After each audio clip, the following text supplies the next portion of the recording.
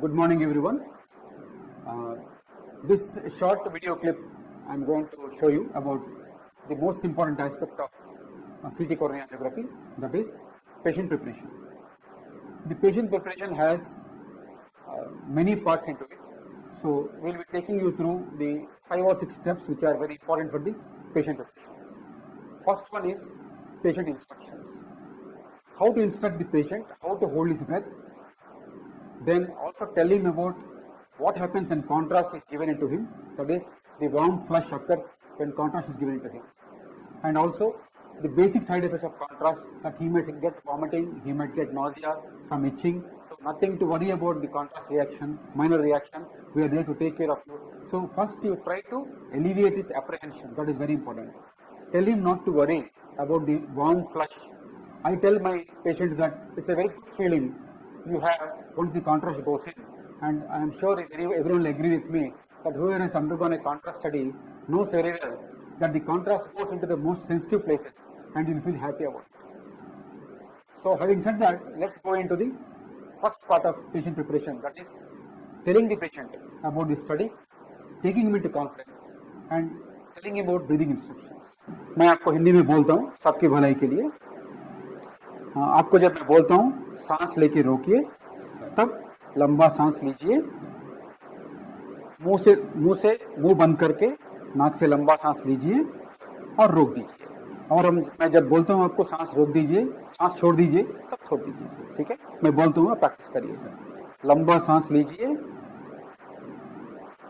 रोक दीजिए, छोड़ दीजिए. तो जब आप सांस ले रहे हैं तब मुंह बंद करके नाक से लंबा सांस लेना, नंबर 1. नंबर 2, सांस ऐसी रोक के रखना, ज्यादा कोशिश नहीं करना. You should not do lot of big effort to hold breath. For example, look at me. If I tell सांस रोकिए, that's it. Take a short breath and hold it. Don't try to take a deep breath. Okay. Then पेट को नहीं फुलाना. Don't put pressure on the stomach. Something like, don't do like this. Don't do like that.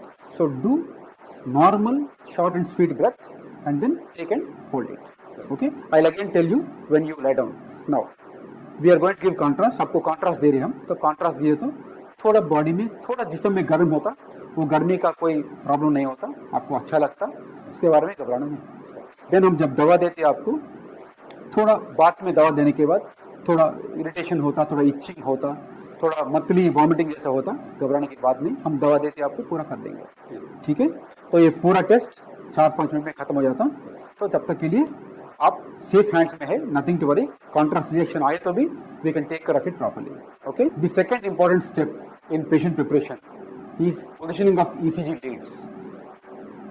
I mean, it is so important. The positioning of ECG leads is so important that the accurate placement of leads, the accurate contact of leads to the skin, and to give a correct signal and to get a good RR wave, good R wave into the ECG is very, very important.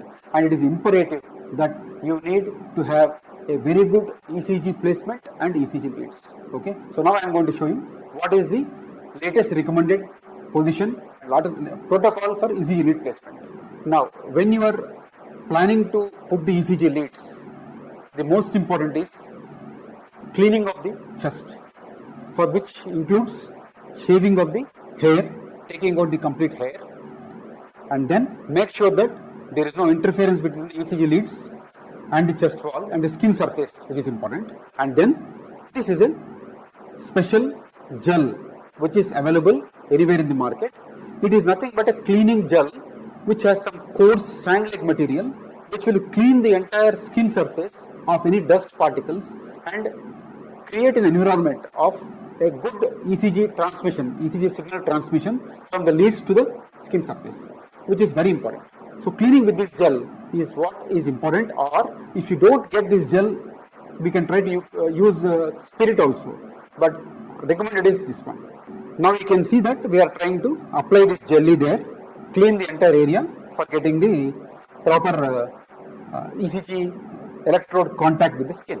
You have to clean it perfectly, make sure that there is no dust or any sweat or any other particle which is causing any obstruction between the ECG electrode and the skin surface. Once this is done, the latest criteria is put 4 leads, both upper and both lower. Right upper limb, lower limb, what we call right upper, right lower, left lower. Now we are putting ECG leads. Now we are putting the left upper lead. This is the right upper lead. Then comes the right lower lead, almost at the apex, just close to the LV apex. Very important. It should be close to the LV apex. It should be over the hard surface, not on the soft skin. That is the right lower lead we have placed. If we have to secure it, doubly secure the ECG leads, you put a plaster also, so that they are much secure. Now we will connect the ECG to it. There is a controversy on the positioning of ECG leads with patient hands positioned down or above the head. So it should be left to individual practice, but all we have to make sure is that the ECG leads must be secured firmly, so that even if the patient puts his hands above his head in the position where we inject contrast, the leads should not be disturbed. That is very important. So the leads can be positioned in either patient's hands down or patient's up, but make sure that the leads are properly secured to the chest wall. That is very important. Now you can see that just to make sure that the leads are properly fixed to the chest wall, we have also used the paper plaster to fix the leads to the chest wall, so that there is no movement during the patient hand movement. When he lifts his hand above his head, there is no patient movement. There is no movement of the ECG leads. They should not be disturbed from the chest wall. That's what we have done. So we have doubly secured with a plaster there. Then after the ECG placement or simultaneous to ECG leads placement, we put a 18 gauge cannula, preferably at the antecubital vein. 18 gauge is imperative. It's very difficult. Try to use 20, but otherwise 18 gauge is imperative. And this large vein again is very important. This vein is very important because the idea is to give maximum iodine concentration in the least possible time into the coronaries. That is very important. Give maximum iodine concentration in the least possible time into the coronaries. That is why you need a wider cannula, and you dump contrast at 5.5 ml per second rate and 80 or 85 ml depending upon the patient's weight. Now one important step when the patient is asked to put his hands over his head is that you can always ask him to hold his thumb with the other hand, so that there will not be any movement of the chest wall muscles. So what we need to secure is that the patient is comfortable holding his hands, so that the chest wall movement, the movement of the pectoralis muscle and movement of the chest wall doesn't happen during the procedure. That causes a lot of ECG artifacts, and we want a smooth, sharp and clear ECG signal. We don't want any artifacts caused by muscle twitching or muscle movements. So that is why patient is always made comfortable depending with this in this position. We can always give a support also to his hand, so that his muscles are all relaxed and they are not stretched because of even it could be psychological tension also, but more importantly there should not be any physical tension for the patient. Now we are going to tell him about the breathing instructions again. I'll tell him, please you can see for yourself. लंबा सांस लीजिए, रोक दीजिए, छोड़ दीजिए. लंबा सांस लीजिए, रोक दीजिए, छोड़ दीजिए. So this is how you have to train the patient on the breath hold, closing his mouth, taking breath only through his nose, fill the lungs. You can see here that the ECG signal is coming, is clear, sharp images. You can make out the R waves. Now, what is the latest concept given and being propagated for ECG lead placement is there is what is known as ECG impedance. That means impedance to the ECG signal should be checked, and then you try to make sure that the impedance is not there, and the acceptable impedance is about 35 or so. Less than 35 is normal. Now I am checking impedance now. You can see here that all the right arm, left leg, right leg, all are in blue color. None of them is in red color, and all of them are less than 25. So this impedance checking is what is very important. Ideal impedance is less than 5. It is still, it's okay if it is less than 35, and this is what is about impedance. So once you check the impedance, there is no red signal there at the ECG monitor. That means there is good transmission of signal between the ECG electrodes and the skin surface, and this study will be of a good quality without any artifacts from the ECG abnormality. Just to recap until what has been done now, we have given proper instructions to the patient, number 1. Number 2, patient has been positioned properly with his arms above the head. Number 3, 18 gauge IV line is secure. Number 4, ECG leads are placed properly, impedance has been checked properly, everything is right now. Now is the time, just before calcium scoring, to give the vasodilator. The problem with vasodilator, commercial problem with vasodilator, is the NTG spray used to give is not available now. So that is why we are trying to give, and now routinely we follow the sublingual sorbitrate tablet. This is a sorbitrate tablet. This is a 10 milligram tablet. What I do and many people do is we make it into one fourth tablet, something like this, and then we ask the patient to lift up his tongue, lift up his tongue, and then put 1/4 tablet. Give 1/4 tablet sublingual below his tongue. This is done just before the calcium scoring, so that when the effect starts in about 3 minutes time, proper calcium scoring is done, and the effect continues about 5 minutes or 10 minutes, during which time the vasodilatation is enough for the coronary arteries to be properly evaluated. So this nitrate, sublingual nitrate, 10 milligram tablet, we are making into 1/4, 2.5 milligrams, we are giving sublingually before calcium scoring. Okay. Now comes the most important step of the entire procedure, is check the patency of IV cannula by giving saline infusion at 5 ml per second, so that you are cross-checking the cannula patency, so that there is no extravasation of contrast. What is doing the same thing now? Checking you are giving saline with injector. Earlier we have checked with the syringe. Now we are checking with the injector, so that at 5 ml per second, if the patient doesn't have any pain or no swelling, that means the cannula is perfect, patent, and you can do the study. Now everything is set now. We will do the calcium scoring followed by angiography.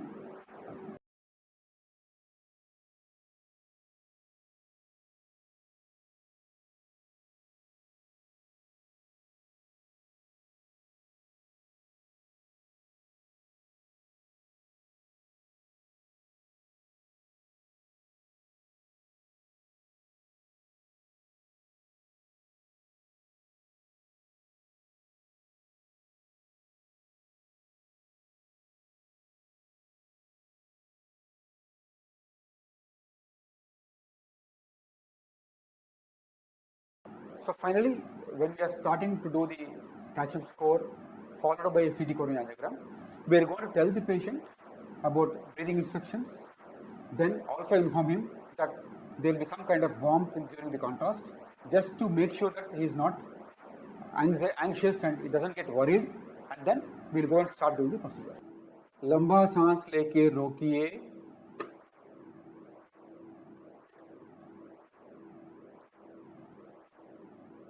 छोड़ दीजिए, आराम से ले लीजिए।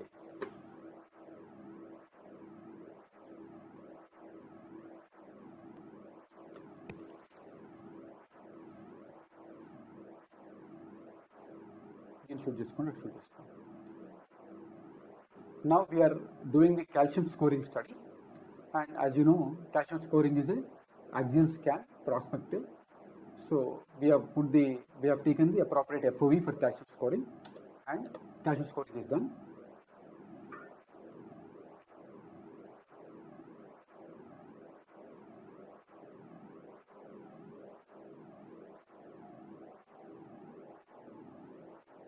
लंबा सांस लेके रोकिए,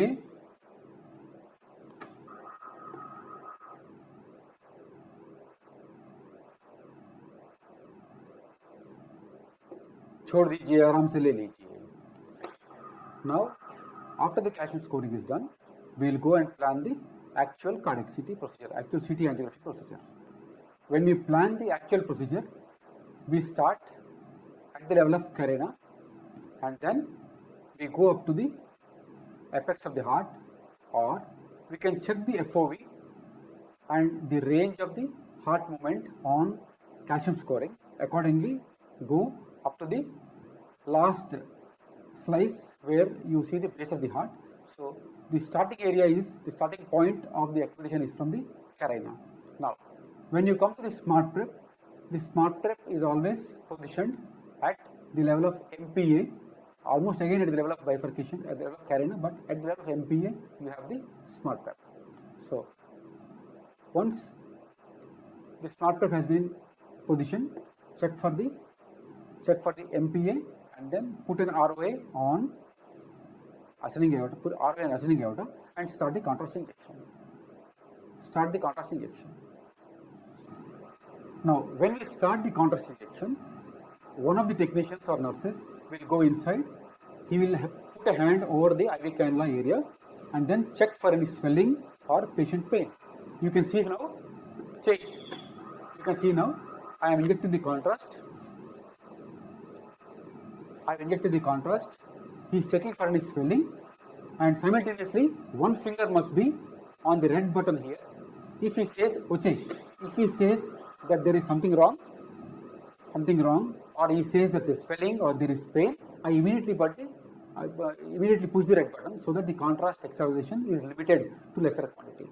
So that is very important during the contrast injection. Once contrast injection is done, then you acquire the cardiac CTA or coronary CT angiogram, go for proper phase reconstruction and post-processing. This is what is about, in nutshell, about the procedure of cardiac CT, how you acquire, what are the prerequisites, what are the important points to remember during the patient preparation, ECG lead placement, IV cannula placement, calcium scoring, nitrates, proper patient instructions, check for any extravasation, double check for extravasation, give contrast, again look for any sudden unwanted effects during the contrast injection, then finish the study. These are the entire steps to get a good cardiac CT. And once you get a good cardiac CT procedure, the raw data what you get is of high quality, good quality raw data from which proper reconstructions are done to give a high quality or a what you call more accurate reporting of stenosis. Now, post study, the important points we have to remember are: patient should be told that there might be some kind of itching, some kind of allergy, some kind of rashes that occur in the half-an-hour period of time. Nothing to worry, and inform the technician or the nurse available there. Number one. Number two, we will take out the cannula half an hour after the procedure, just to make sure that you do not have any untoward reactions. So if there is any reaction, we try to give Avil or hydrocortisone at that point of time. So half an hour it is mandatory. Third important point is that tell the patient that he has to drink 2 or 3 liters of water, during the period of next 6 hours, more than what he normally takes. If he takes normally 4 liters, he should drink additionally 2 or 3 liters of more water so that the contrast is flushed out. And the last important point is, whenever you take out an IV cannula, 18 gauge cannula, instruct the patient to hold it tight at least for 2 minutes, because we have seen in many patients who take aspirin and who take antiplatelets that once the IV cannula is removed and patient just walks out, he will start bleeding from the cannula site. So very important is that at least for 1 to 2 minutes, patient holds the cannula site better, or holds it, or folds his hand, folds his elbow, and keeps control over the bleeding if at all it occurs from the puncture site.